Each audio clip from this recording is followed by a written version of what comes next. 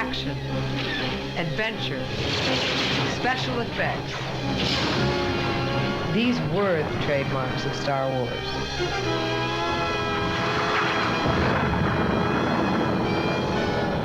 Now, filmmaker George Lucas has turned his attention to an area that has long fascinated moviegoers: monsters and creatures.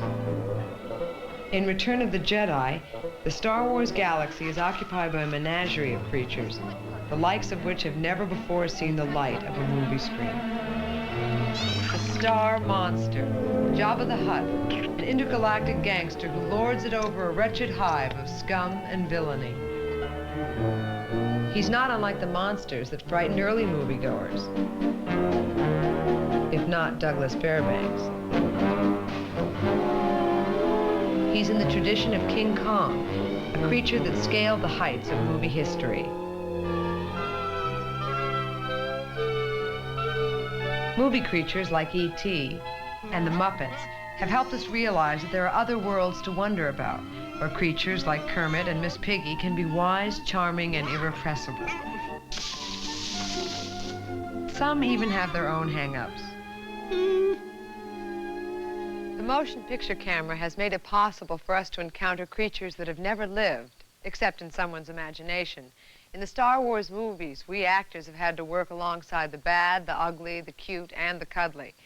We've worked with green rubber puppets, giant fur balls, and gold plastic robots, and more recently with a giant slimy slug.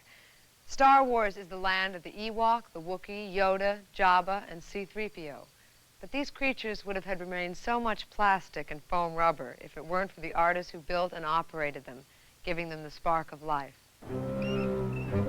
Unlike the movie monsters and creatures of yesterday, today's species can walk, talk, and blink their eyes and even wiggle their noses. They're capable of showing a wide range of emotions because of articulation engineers. Big words. Big guy. I wonder if Miss Piggy knows he's walking around loose.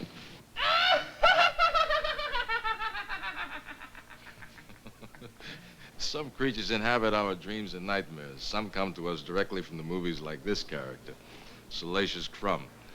He is only one of over 60 weird and strange creatures to emerge out of the fantasies of the men and women who work here at the Star Wars Monster Workshop. In the movie, he plays Peter Lorre to Jabba the Hutt's Sidney Greenstreet. He sits at his blubbership's right hand and gives people like Carrie Fisher's Princess Leia a pretty bad time. Who's that guy? We have powerful friends. You're going to regret this. Tonight, a closer look at Jabba and his film predecessors.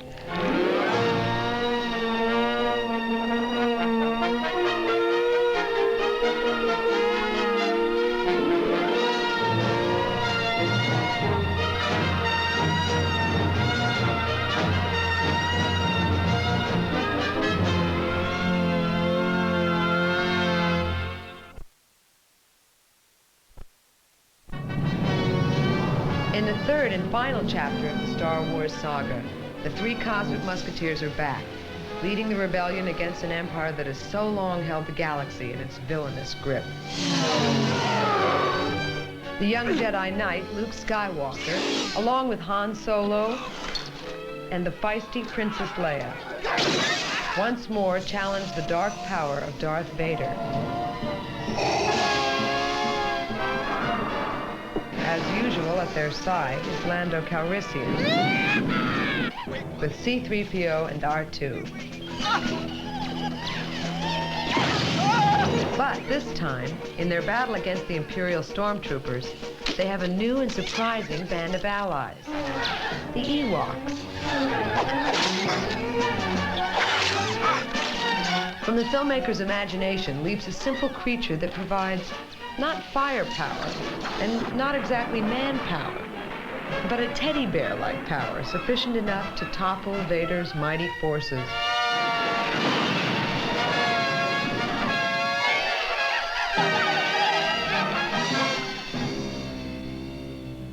Teddy bears.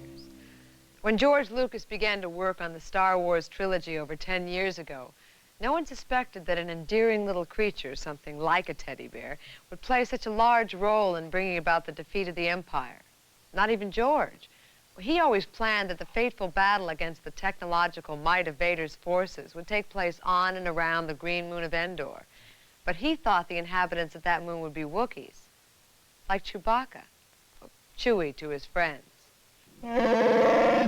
But Chewie evolved into a sophisticated creature. What, Chewie? A co-pilot and a master mechanic. He was no longer the primitive that Lucas wanted to crush the Empire. Chewie was too intelligent. Well, most of the time he was. Chewie? Great. Always thinking with your stomach. George had to develop another primitive. The original concept of the Ewok was that he'd be short and small, sort of a short version of a Wookiee. And Joe Johnston and Phil Tippett worked on designs. I think Nilo worked on the designs also of these small creatures. The original designs were much more human-like, little men. And I wanted to get away from it looking like a man in a furry suit. I wanted it to be a creature unto itself. And in evolving that, more and more fur got put on, and the eyes got bigger, and he became more animal-like.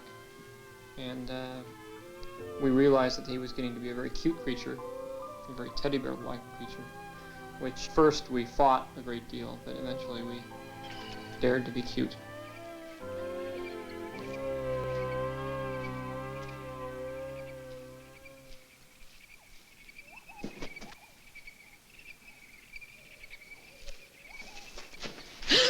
Cut it out! There were 123 different sketches of Ewoks before the final design was chosen.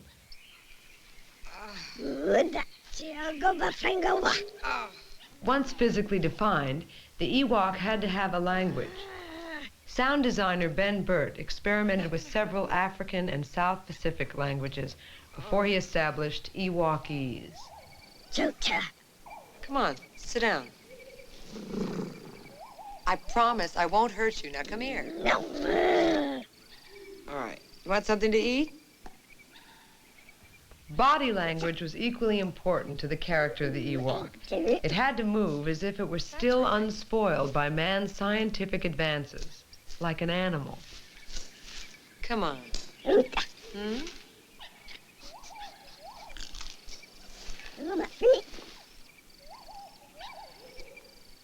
Inside the Ewok suits are little people, dwarfs and midgets. Plaster masks were made of some of their heads and all of their hands and feet. Latex skin and fur transformed hands into Ewok paws.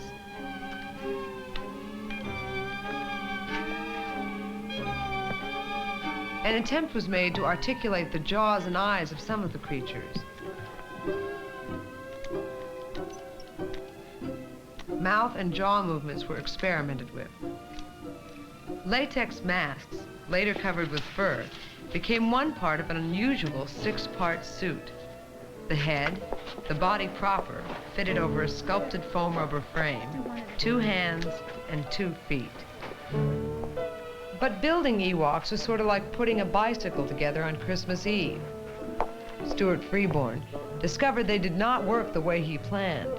Along with producer Howard Kazanjian, he was faced with too much roly, too much poly. Over-furred and over-foamed, the Ewoks found it difficult to move. Freeborn had to redesign the Ewoks' feet, making them softer, more flexible. And in order to keep the costumes from becoming unbearably hot and to prevent the eyes from fogging up, Freeborn ordered a hole drilled in the Ewok's head. It's all quiet. Over 120 little people responded to the original Ewok casting call in London. Some applicants were rejected, being told for the first time in their lives that they were too tall. What is it? Look, be surprised. You've really got to act it out. And hide. All right, now run to each other for help. All right? The shortest Ewok was under 3 feet. The tallest was just over 4. The youngest was only 11 years old, the oldest 67. Among the 70 Ewoks cast were a dock worker, a civil servant, a sales lady, and a typist. Because whatever you feel inside, no matter that you've got a big costume on like that with all that padding, it shows through. What you feel and think shows through on your face. When studio filming was completed in London, the company moved, on location, to the giant redwood forest outside Crescent City, California. Here, even Kareem Abdul-Jabbar would feel tiny. I stay on the ground. For a few weeks, the California forest was transformed into the green moon of Endor. The Ewoks, costumed in Robin Hood-like headgear and vest, which both added character and hid sags and seams, prepared to do battle against the Empire. The ears? No. All that was needed to put the Ewoks into motion was the word from director Richard Marquand. Action! Push them along, faster. I got one. Ewoks one!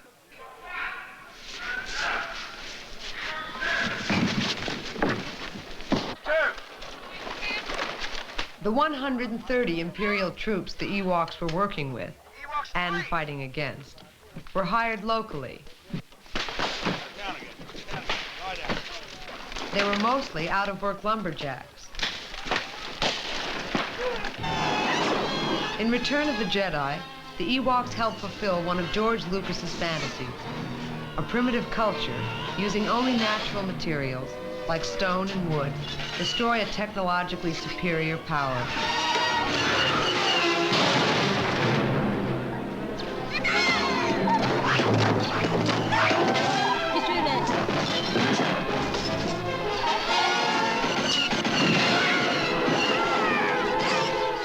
Clearly effective and highly original, the Ewoks are the simplest of all film creatures. They are men in suits. Actors in costumes, like Shakespearean-trained Anthony Daniels, who plays C-3PO, and Peter Mayhew, who plays Chewbacca. Some of the more classic film creatures are also just men in suits.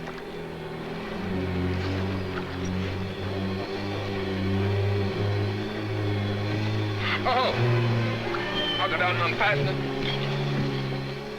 In The Creature from the Black Lagoon, actor Rico Browning plays the fearful, fanged missing link. Actress Julie Adams plays Beauty to the Beast.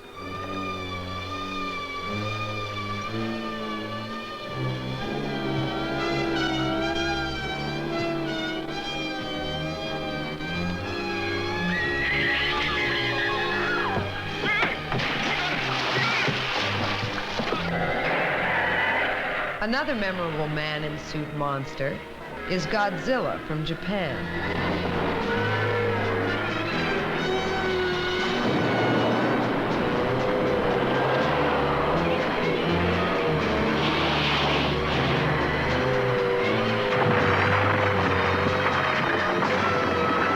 Here, an average-sized actor in costume slam dances his way through a miniature model city of Tokyo.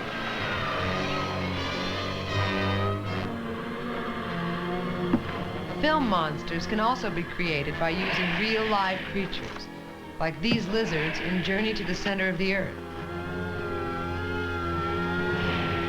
Dressed up and made up, they are photographed to appear like prehistoric giants.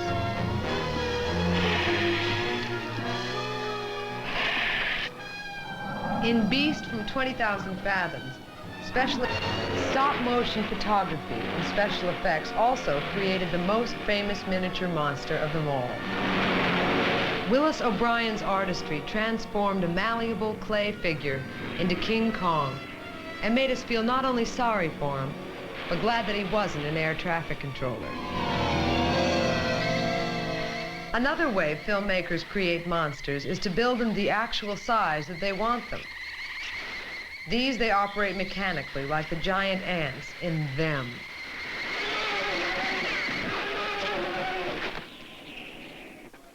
Another mechanical creature from the movies, R2-D2 from Star Wars.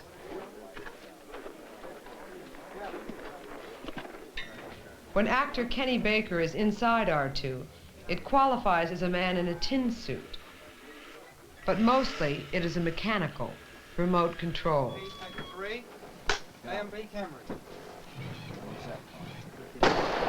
R2! Action! Come on, come on! Even though R2 is nothing more than metal, wiring, and paint, and can communicate only by emitting electronic beeper sounds, he emerges as a somebody, a person we can laugh with and cheer for. My goodness! And when he gets zapped, we can feel his pain. Archie, why did you have to be so brave?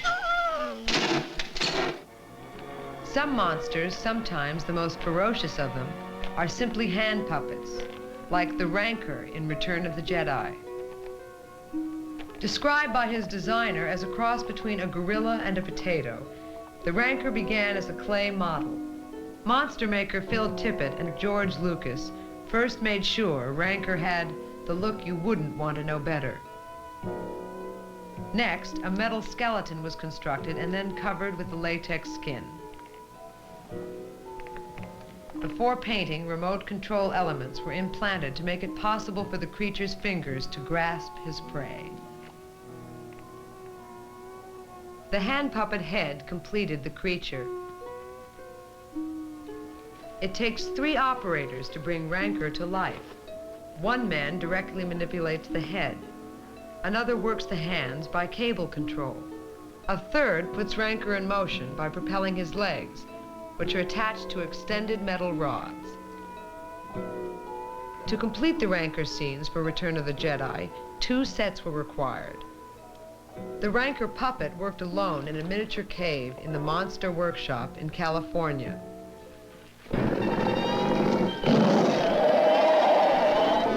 His prey worked alone on a full-size stage outside London, England. When the separately shot scenes are combined, it's hard to believe Rancor is only 18 inches tall. The pig guard was merely an appetizer. The Rancor is determined to have Luke Skywalker as the main course.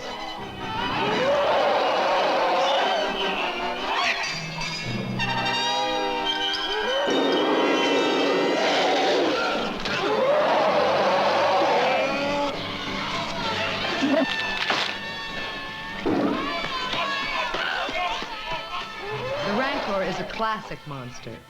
Like a dragon, he lives in a place where usually only spiders go to die. And he engages in mortal combat with a dragon slayer, a Jedi Knight.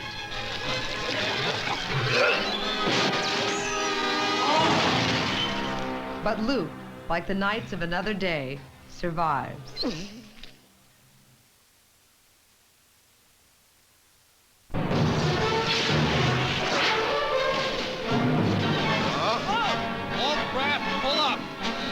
Once a filmmaker's creative mind is unleashed, you can never be sure what will be sitting next to you.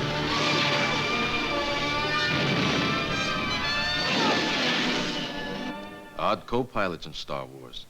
I mean, Han Solo had a Wookiee, and Lando Calrissian flew with a what? A creature with a face like a halibut?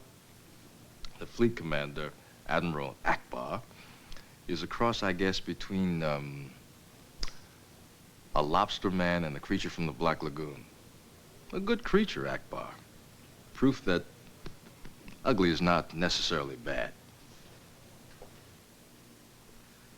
Now this guy, he's ugly and bad. Look what he did to C-3PO.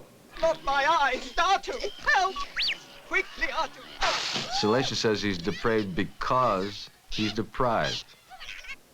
But some creatures have accepted and enjoyed the way they look. Enough of this serious talk. I'd like to regale you now with, oh, I'm ugly as sin. 'Cause beautiful's out ugly's in. If you're ugly like me, you're in good company. 'Cause there's millions of us who are ugly.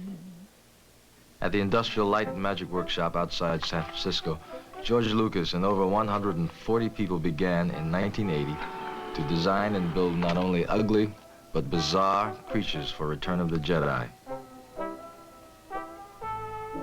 More than 60 alien creatures were built in 6 months, many of them being charged with life by cables, sacks, bladders, and pipes. With so many roles in the movies being played by creatures, it was necessary for the creatures to be able to act. Admiral Akbar, the rebel fleet commander, is a case in point.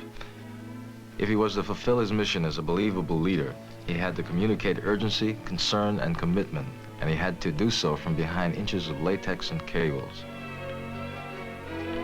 Articulation engineers, headed by Stewart Ziff, constructed a mask for the Admiral that provided movement of eyes, eyelids, nose, and mouth.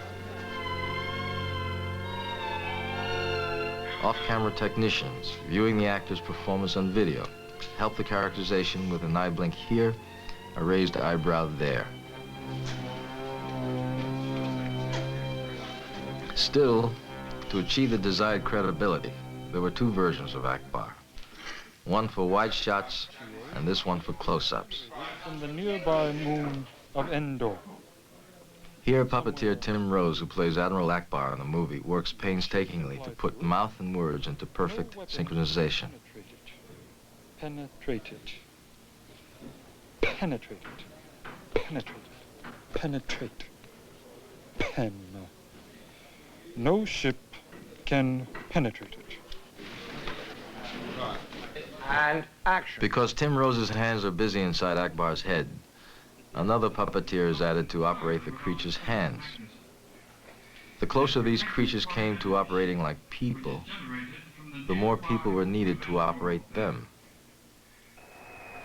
Another filmmaker who works in this technique is Jim Henson, the creator of the Muppets.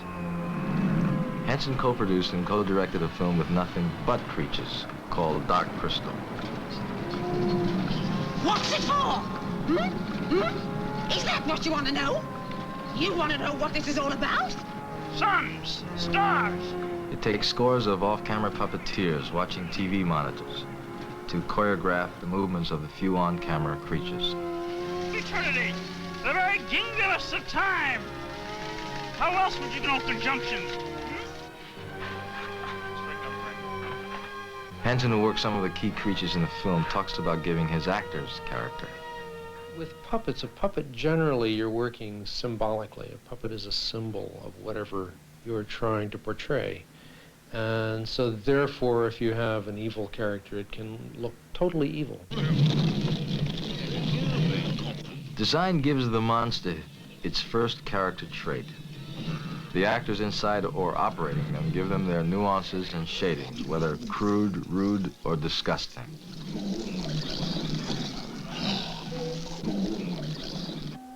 The co-director and collaborator on Dark Crystal is also the man behind Yoda, the Jedi Master in the Star Wars saga.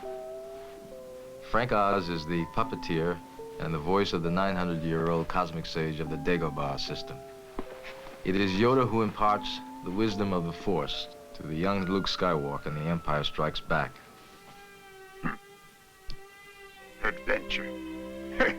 Excitement. A Jedi craves not these things.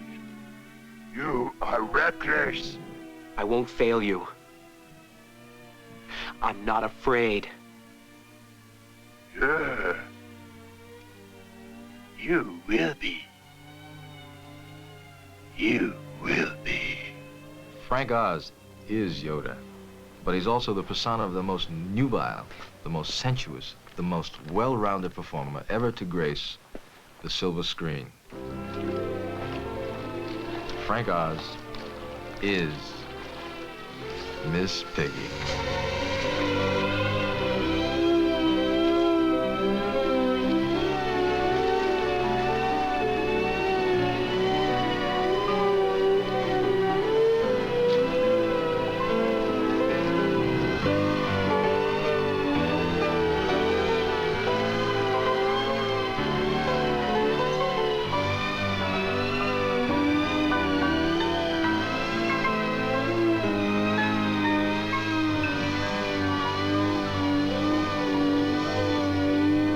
Salacious is proud to note that, like himself, Miss Piggy is a kind of puppet. And welcome to Puppets Talk Back.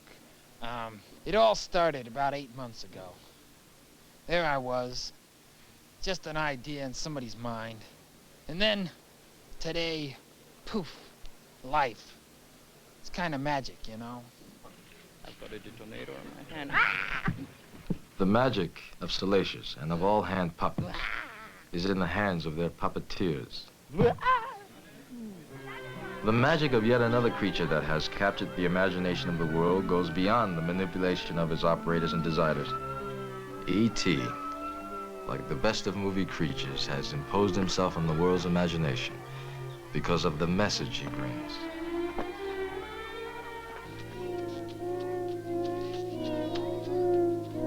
The magical E.T., designed by Baldi, is so strong a character that he is able to communicate his message of love and innocence, even while hidden underneath a Halloween costume.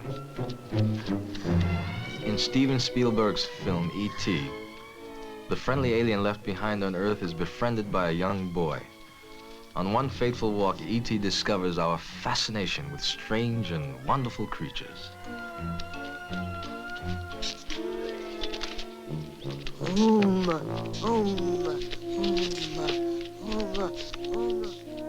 Yoda and E.T., proof that the classic creatures of the movies can touch us all.